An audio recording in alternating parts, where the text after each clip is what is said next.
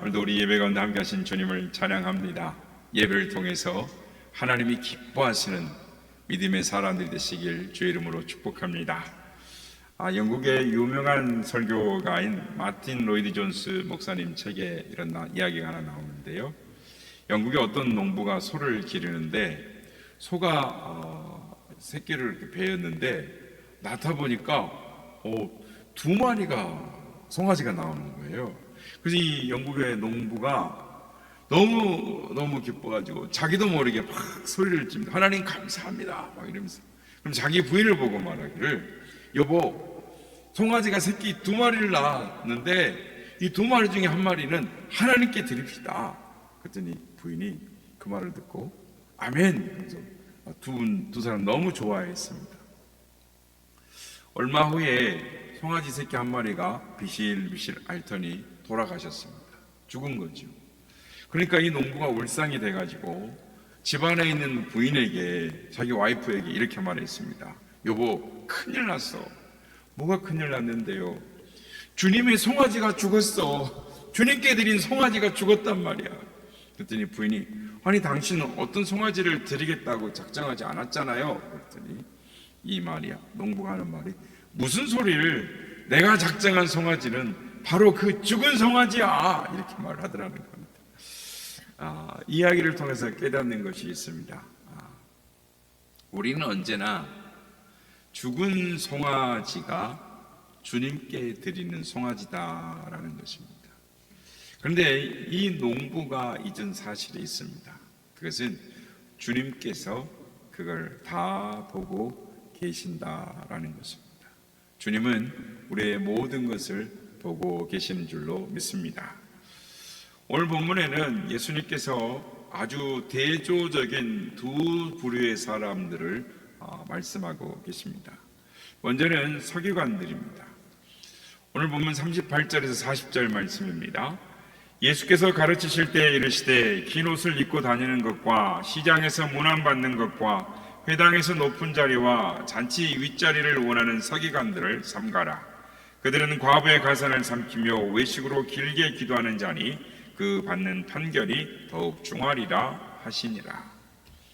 예수님께서 서기관들을 삼가라라고 하셨습니다. 즉 삼가라라는 말은 조심하라, 경계하라라는 말입니다. 조금 더 나아가면은 부러워하지 말라, 본받지 말라, 그들에게 물들지 않도록 해라라는 말씀입니다. 예수님께서 모든 서기관들을 다 싸잡아서 말씀하신 것은 아닙니다. 오늘 보면 38절에 9절에 보면은 긴 옷을 입고 다니는 것과 시장에서 문안받는 것과 회당의 높은 자리와 잔치의 윗자리를 원하고 길게 외식하며 기도하는 자들을, 서기관들을 삼가라라고 말씀합니다. 긴 옷을 입고 다닌다라고 하십니다. 긴 옷이란 이 회당에서 또 공식적인 기도의 자리나 또는 종교 행사 때 서기관들이 걸치는 이 숄입니다. 숄. 그러니까 흰색 숄인데 이렇게 이제 우리 스톨처럼 펼쳐서 흰색과 검은색이 이렇게 연결되어 있는 숄인데 밑에 이 발 끝까지 달도록, 그래서 밑 끝부분은 긴 술이 막 달려 있습니다. 그러니까 종교 행사 때 의전으로 입는 옷이죠. 그러니까 서기관들은 일반적으로 이 존경받는 신분들이었습니다. 그들이 하는 말은 이 최고의 권위를 지니는 것으로 여겨졌습니다. 그래서 그들이 길을 지나거나 시장을 갈 때면 장사하느라고 막 이렇게 주고받고 바쁜 사람들을 제외하고는 다 일어나서 서기관들에게 경의를 표했습니다. 그러다 보니 어떤 서기관들은 자기가 서기관님을 과시하기 위해서 사람들의 시선을 끌 뿐만 아니라 존경 어린 인사를 받기 위해서 회당 밖에서도 이 숄을 이렇게 걸치고 다니는 사람들이 있었습니다. 또 회당의 높은 자리와 잔치의 윗자리를 원하는 서기관들을 삼가라라고 하셨습니다. 그러니까 회당 안에 높은 자리라는 뭐냐면 양피지 두루마리로 이렇게 담은 이렇게 궤가 있는데 거기에 이렇게 두루마리를 담아 그 밑에 회중을 앞에 바라볼 수 있는 긴 의자가 이렇게 놓여 있습니다. 그러면 거기 랍비들이 그 자리에 앉아서 이 성도들을 설교 말씀을 가르쳤던 것이죠. 그러니까 또한 잔치의 윗자리라는 건 뭐냐면 잔치집 주인의 자리에 좌우에 앉거나 또는 그 주인이 앉는 식탁에 앉을 수 있는 그런 자리를 말하는 것입니다. 그래서 예루살렘의 높은 그 지위를 가진 사람들이 잔치를 할 때 조금 표현이 그렇습니다만은 장식품처럼 서기관들을 다 초청을 합니다. 또 그의 제자들을 초청해서 잔치의 윗자리에 이렇게 앉혀서 같이 잔치를 식사를 하곤 했습니다. 그래서 서기관들은 나이 많은 부모님들이나 또는 웬만한 이 다른 사람 그 지역의 유지들보다 더 높임과 존경을 받았습니다. 즉 그러니까 회당의 높은 자리나 잔치의 윗자리는 아무나 앉는 자리가 아니었습니다. 그러니까 존경받는 분을 모시는 자리였는데 예수님께서 스스로 그런 자리에 앉기를 원하는 서기관들을 삼가라라고 가르치셨습니다. 남에게 인정받고 싶은 심리는 누구에게나 다 있습니다. 남이 나를 인정해주고 존중해주면 얼마나 좋습니까? 그런데 신앙생활에도 그런 심리가 여지없이 작동이 되는 것입니다. 그래서 어느 교회 가면 이 장로들을 예배하는 그러니까 위한 예배석이 따로 있습니다. 그래서 강대상 중앙에 강대상이 있고 또 한쪽에는 성가대석이 있는 반면 한편에는 장로석이 있습니다. 아니면 제일 앞자리에 한쪽 사이드에 딱 정해져 있는 장로석이 있습니다. 그래서 그 자리는 눈에 잘 띄는 자리죠. 예수님은 서기관의 신앙 행태를 엄중히 경고하셨습니다. 공동번역의 40절에 보면 이런 사람들이야말로 그만큼 더 엄한 벌을 받을 것이다 라고 말씀을 하셨습니다. 두려운 말씀입니다. 앞에 선다라는 것 더 하나님이 물으시는 것이 엄하다라는 것입니다. 지금 남에게 대접받는 위치에 있다고 자랑할 일이 절대 아닌 것입니다. 세상 사람들에게 인정받는 것을 좋아하고 그걸 평가하지만 하나님은 그렇지가 않은 것입니다. 하나님의 심판은 종말론적입니다. 지금 당장 내가 남의 부러워하는 위치에 있다 할지라도 그것은 다 지나가는 것입니다. 순식간에 다 지나가는 것입니다. 그리고 마지막 때의 판단이 남아있는 것이죠. 결정되는 것입니다. 또 예수님은 비교를 하나 하셨는데 그것은 부자와 가난한 과부의 헌금을 비교하셨습니다. 오늘 보면 43절 44절입니다. 우리 한번 같이 한번 읽어보도록 하겠습니다. 시작. 예수께서 제자들을 불러다가 이르시되 내가 진실로 너에게 이르노니 이 가난한 과부는 헌금함에 넣는 모든 사람보다 많이 넣었도다.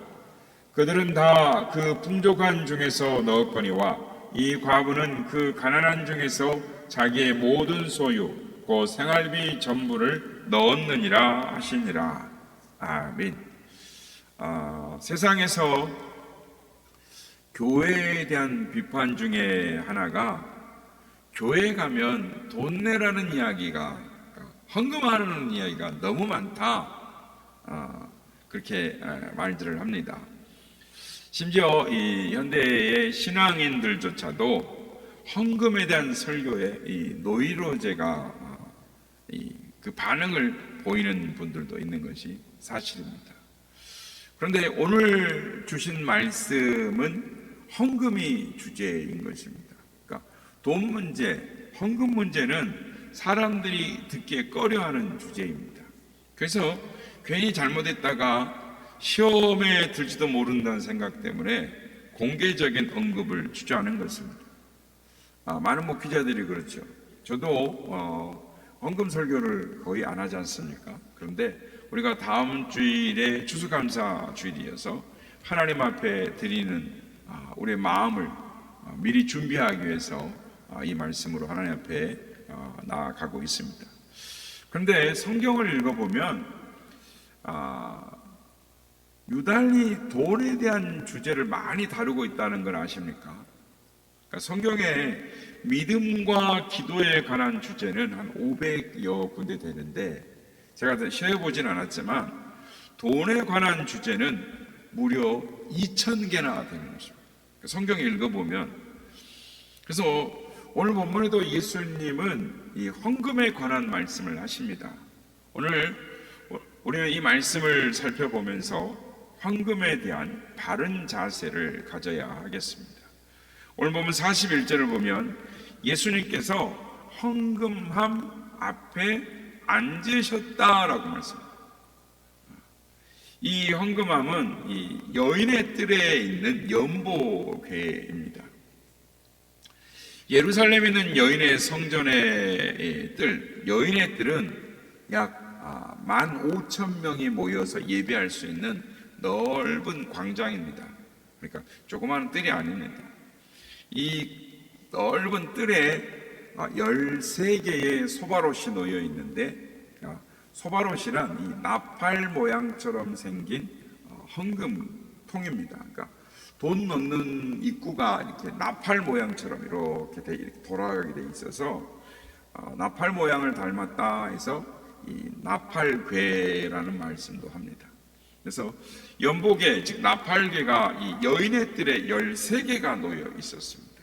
그러니까 다양한 목적에 따라 드려지는 헌금을 구별하기 위해서였습니다. 13개 중에 9개는 제사의 종류에 따라 각종 제물을 연보하는 궤였고, 나머지 4개는 독특한 용도에 따라 구분되는 이 연보궤였습니다. 그래서 4개 중에 하나는 성전 보수를 위한 헌금함이 있었고, 또 하나는 성전 수리를 위한 헌금함, 연보궤가 있었습니다. 그러니까 오늘날 교회로 말하면 건축 헌금과 같은 것이죠. 또 하나는 구제를 위한 헌금함이 있었습니다. 그래서 나보다 더 어려운 이웃을 불쌍히 여기는 마음으로 그 소바롯 나팔궤 모양이 있는 그 함에 넣었던 것이죠. 그래서 교회에서 드려지는 구제헌금, 장학헌금, 선교헌금 같은 것이 여기에 해당하는 것이다 라고 말씀할 수 있습니다. 그리고 나머지 하나는 이 특별한 목적이 없는 자유헌금인 것입니다. 그러니까 이 연보궤들은 노쇠로 만들어졌는데, 당시에는 지폐가 없고 다 동전을 사용했기 때문에 사람들이 이 노쇠로 만들어진 연보궤에 동전을 넣으면 이렇게 나팔 모양으로 돼서 이렇게 틀어져 있으니까 이것이 동전이 연보궤 바닥에 딱 떨어지는 소리가, 노스트로 만드는 떨어지는 소리가 나시죠. 근데 많은 헌금을 할 때에는 이 떨어지는 소리도 크고 그 소리도 울림이 커서 멀리까지 오랫동안 남는 것입니다. 그렇기 때문에 이 헌금함에 떨어지는 소리를 들으면서 대충 얼마 넣었겠구나 라는 걸 알 수가 있는 것이죠. 그래서 오늘 본문에 보면은 부자들이 먼저 많은 헌금을 했습니다. 그러니까 부자들이 많은 헌금을 할 때 연복궤에 헌금이 들어가는 소리가 요란스럽게 그 나팔관을 통해서 드러나면서 철컥 떨어지는 소리가 난다는 것이죠. 그래서 이 부자들은 많은 사람들이 그 소리를 들으며 자기를 이렇게 쳐다보는 그것을 보면서 많은 헌금을 했다는 것 때문에 어깨를 탁 펴고 자랑스럽게 이 성전을, 여인의 뜰을 지나서 성전으로 들어갔다라는 것입니다. 그러나 이 많은 헌금을 할 수 없는 이 가난한 사람들은 이 연복궤 앞에서 헌금을 할 때 자기도 모르게 부끄럽게 이렇게 넣으면 똑 소리가 날 거지, 하나 넣으면 똑 조금 더 뜨르륵 하고 그걸 끝날 거 아닙니까? 그러니까 지금도 그렇지만 이 돈이 꽤 많은 유복한 사람들은 그때도 많았을 것입니다. 그래서 상당량의 헌금을 보란듯이 내는 부자들이 여럿이 있었습니다. 그러니까 부자들은 그 헌금함에 떨어지는 소리를 들으면서 흐뭇한 마음으로 이렇게 성전을 들어갔던 것이죠. 그런데 오늘 성경에 보면 한 가난한 과부가 렙돈 두 닙을, 즉 한 고드란트를 넣었습니다. 아마 행색이 초라했기 때문에 금방 가난하다라는 사실을 알아차렸을 것입니다. 예수님 시대의 과부는 이 특별한 사람들을 제외하고는 누구나 다 어려웠습니다. 그러니까 남편을 홀로 잃고 홀로 된 과부는 생계가 막막한 극빈층 그 자체였습니다. 그래서 남편이 돌아가면은 친정으로 돌아가거나 또는 남편 집에, 가족 집에 더부살이를 해야 했는데 아주 낮은 임금과 비천한 일들을 도맡아서 하는 사람, 그게 과부였다. 즉 한마디로 예수님 시대에 과부라 한다면 누구나 인생의 무거운 짐을 지고 있는 사람으로 느껴질 정도였다. 어려운 계층이었다라는 것입니다. 성경에 보면 부자들이 헌금을 많이 했다는데 얼마를 했는지는 나오지 않습니다. 그런데 그 대신에 가난한 과부의 헌금 액수는 밝히고 있습니다. 그러니까 두 렙돈 한 고드란트, 렙돈의 두 닙 한 고드란트. 그러니까 렙돈은 이제 구리 동전입니다. 그래서 구리 동전으로 만드는데 당시에 유통되던 화폐 단위의 최소 단위를 렙돈이라고 합니다. 요즘은 10원짜리 보기가 참 어렵습니다. 은행에나 가야 봤는데요. 어쨌든 가장 낮은 단위였습니다. 헬라의 동전 이 두 렙돈은 로마의 동전 한 고드란트였습니다. 그러니까 마태복음 10장 29절에 보면 참새 두 마리를 사는데 얼마가 드냐면 8렙돈, 그러니까 4고드란트가 되는 것이죠. 그러니까 예수님 시대의 화폐 단위를 말하는 가난한 과부는 렙돈 두 님이었으니까 우리 시대의 돈으로 하면 한 2,000원 정도를 헌금함에 넣었다라고 할 수가 있습니다. 그런데 예수님은 이 가난한 과부 헌금을 칭찬을 하십니다. 그러니까 예수님의 헌금 기준은 얼마나 많이 내는가의 액수에 관심이 있으신 것이 아니라 어떤 마음으로 내는가에 관심이 있으셨습니다. 가난한 과부는 참 마음으로 하나님을 사랑하는 순수한 동기로 헌금을 드렸습니다. 그러므로 오늘 우리는 하나님께 예물을 드릴 때 가장 우리의 마음부터 점검을 해야 하는 것입니다. 그러니까 참으로 내가 하나님을 사랑해서 내게 있는 가장 귀한 것을 주님께 드리고 있는지 우리 마음을 살펴봐야 하는 것입니다. 성도 여러분, 오늘 본문의 이 여인은 생활비 전부를 드렸다라고 말씀합니다. 그렇다면 생활비 전부를 드려보면 자기는 뭘 쓰겠습니까? 왜 생활비 전부를 드렸을까요? 저는 이 말씀을 묵상하면서 전부를 다 드려버리고 나면 그러면 어떻게 하겠다는 거지? 뭘 쓰겠다는 거지?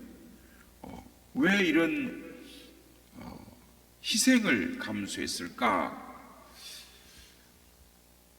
하나님께로부터 받은 은혜가 너무 감사해서 자기의 생활비를 다 드렸다라고 밖에 말할 수가 없었습니다. 마이클 맥컬로우의 감사의 심리학이라는 책에 보면 이런 말을 합니다.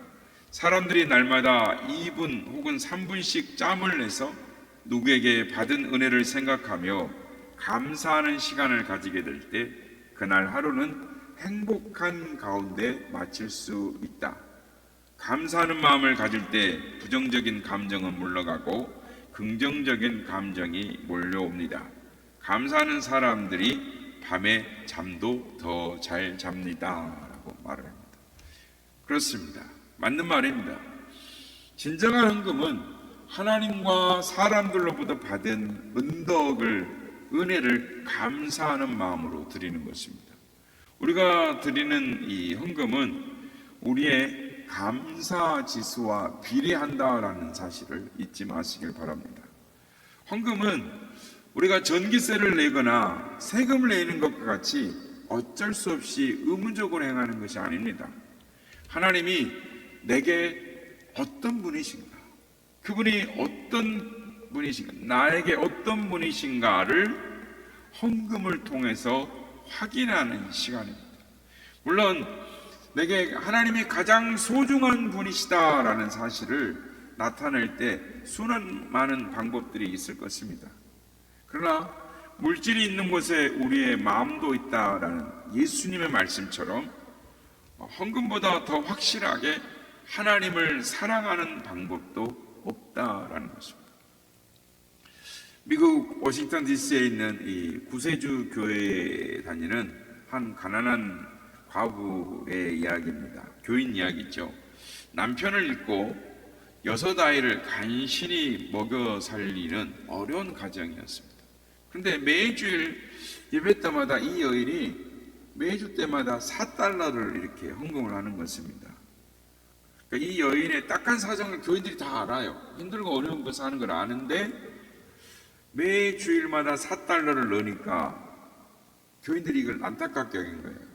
그래서 목사님 보고, 목사님, 이 가정을 방문해서 이 여인에게 4달러를 헌금 안 해도 되니 가정을 위해서 좀 쓰라고 권면을 하십시오. 이렇게 목사님한테 와서 이렇게 이야기를 합니다. 그래서 목사님이 그 말을 듣고 그 말도 맞는 것 같다라는 생각이 들어서 그 가정을 신방을 했습니다. 그랬더니 이 여인의 말이 놀라웠습니다. 목사님은 저에게 삶의 의미를 안겨주는 마지막의 것을 빼앗으시려고 하는군요 라고 했습니다. 삶의 의미를 안겨주는 마지막 것을 빼앗으려고 한다는, 이게 무슨 말일까요? 생활비를 전부를 헌금함에 넣는 이 과부의 헌금 행위는 헌금을 하고 나서 어찌 살 것인가 라는 이 염려를 전적으로 하나님께 맡기는 믿음의 행위, 즉 하나님에 대한 절대적인 신뢰를 드러내는 행위다라고 할 수 있는 것입니다. 지금까지 지켜주시고 살게 해주신 하나님의 은혜에 감사하면서 그 하나님께서 또 계속해서 책임지시고 먹고 살게 해주실 것을 의심하지 않기에 갖고 있는 모든 것을 하나님께 드리기를 기뻐하는 믿음으로 드렸다라는 것입니다. 그래서 예수님은 그 여인의 믿음을, 그 여인의 주님을, 하나님을 신뢰하는 그 마음의 중심을 보시고 귀한 믿음이다라고 칭찬을 하셨던 것입니다. 영어에 이 머니 토크라는 말이 있습니다. 그러니까 돈이 말해준다. 돈이 그 사람의 됨됨이를 말해준다라는 말입니다. 그러니까 여러분의 지출 명세서를 보면 여러분의 인생관이 어떤 것인지를 진단할 수 있습니다. 거기서 그 사람의 인생관, 가치관, 세계관을 뚜렷하게 볼 수 있는 것입니다. 여러분, 헌금은 하나님을 향한 드림이라고 믿으십니까? 하나님이 나의 헌금을 지켜보신다라고 정말 믿으십니까? 그러면 다른 것을 의식할 필요 없습니다. 다른 사람을 의식할 필요 없습니다. 다른 사람이 나를 어떻게 생각하느냐가 중요하지 않습니다. 그건 중요한 것이 아닙니다. 나의 삶의 주인 되신 그 하나님, 그분의 사랑, 그분의 도우심, 그분의 인도하심이 오늘의 나의 삶을 가능하게 하고 있다. 나는 그 은혜로 구원받고 그 은혜로 지금 여기서 삶을 살아가고 있다. 그분의 은혜에 대해 내가 할 수 있는 최선의 몫을 드린다. 이 믿음의 결단, 신앙의 고백이 있어야 하는 것입니다. 성도 여러분, 참된 헌금은 내 삶의 주인 되신 하나님, 살아계신 하나님, 오직 그분을 의식한, 그분을 위한 행동으로, 헌금으로 나타나야 한다라는 것입니다. 두 개의 랩돈, 저는 이 두 개의 랩돈 중에 한 개의 랩돈만 드려도 주님이 그 여인을 칭찬하셨을 거라고 믿습니다. 왜냐하면 두 개의 랩돈은 본문에 보면 그녀의 생활비 전부였습니다. 그러니 반만 드려도 하나님 얼마나 기뻐하셨습니까? 그런데 이 여인의 경우에는 그것으로 만족하지 못했습니다. 두 개의 랩돈을 다 드렸습니다. 이것이 주님을 향한 여인의 사랑이었습니다. 그 희생이 예수님의 칭찬을 받은 것입니다. 영국의 캠브리지 대학에 시티 스터드라는 학생이 있습니다. 공부도 잘해서 학교에서 톱을 달리고 또 크리켓이라는 영국의 운동이 있는데 거기에 그 나라의 챔피언이었습니다. 그러니까 보장된 출세의 길이 그 앞에 열려 있었습니다. 그런데 캠퍼스 집회에 참석했다가 은혜를 받았습니다. 복음을 깨닫고 아프리카 선교로 가기로 헌신을 하고 사람들에게 선포를 했습니다. 그랬더니 학교의 교수님 또 선후배 많은 당국자들이 아깝다라고 생각을 했습니다. 보장된 출세길, 돈과 그리고 명예와 권력, 그 앞에 좋은 모든 것들을 다 포기하고 선교의 길에 나선 그를 보면서 누군가 이런 말을 했습니다. 여보게, 지나친 희생이 아닌가? 이때 시티 스터드는 모든 시대를 사는 크리스찬의 또 지성 있는 사람들에게 굉장한 말을 남겼습니다. 하나님의 아들 예수 그리스도가 이 땅에 오셔서 나를 위해 십자가에서 죽으셨다는 것이 참으로 사실이라면 내가 그분을 위해서 바치는 희생은 그 어떤 것도 지나친 희생일 수 없습니다. 지구촌 교회 원로이신 이동원 목사님 설교에 나오는 이야기인데요. 우리나라에 알려진 모 대학의 이 교수이고 부총장으로 보내신 분이 이 정년퇴직을 하고 그 교회에 등록을 했습니다. 그러니까 시니어 부가 있어서 거기에 등록을 했는데 이제 여생을 아름답게 교회에서 섬기다가 하늘나라로 가고 싶다 그런 마음을 갖고 이제 시니어 부에 등록을 했는데 갑자기 심장마비가 온 것입니다. 그래서 두어 달 대학병원에서 입원해 계시다가 투병을 하다가 세상을 떠났습니다. 생각 같아서는 이제 주님을 위해 헌신하고 평안하게 주님을 잘 섬기겠다고 하시는데 왜 이렇게 부르셨냐고 주님을 원망할 만한데 부인 되시는 권사님이 목사님을 찾아오셨습니다. 그리고 모든 것을 정리하고 자녀들이 있는 미국으로 가려고 하는데 그동안 살아왔던 이 수지의 아파트를 교회에 헌납하시겠다라는 것입니다.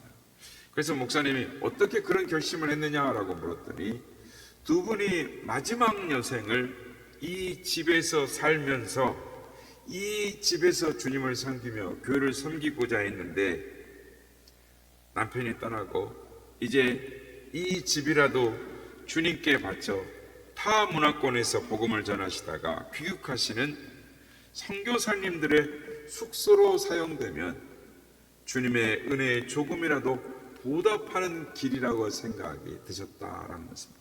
그래서 생각이 변하기 전에 빨리 처분해달라고 했답니다. 사랑하는 성도 여러분, 예수님은 우리의 마음의 중심을 보십니다. 예수님은 서기관과 과부의 비유를 통해서 제자들을 가르치시고 말씀을 하셨습니다. 내가 진실로 너에게 이르노니 이 가난한 과부는 헌금함에 넣는 모든 사람들보다 많이 넣었도다. 그리고 예수님은 오늘 우리에게도 말씀하시는 것입니다.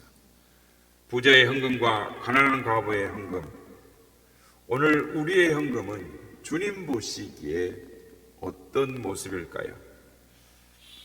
이 감사의 계절에 우리의 모습을 뒤돌아보며 주님께 칭찬받는 모습이 되시기를 예수님의 이름으로 축복합니다. 그리고 그런 모습이 우리의 가족과 또 자녀들에게 아름다운 본보기가 되시는 우리 모두가 되시기를 예수님의 이름으로 축복합니다.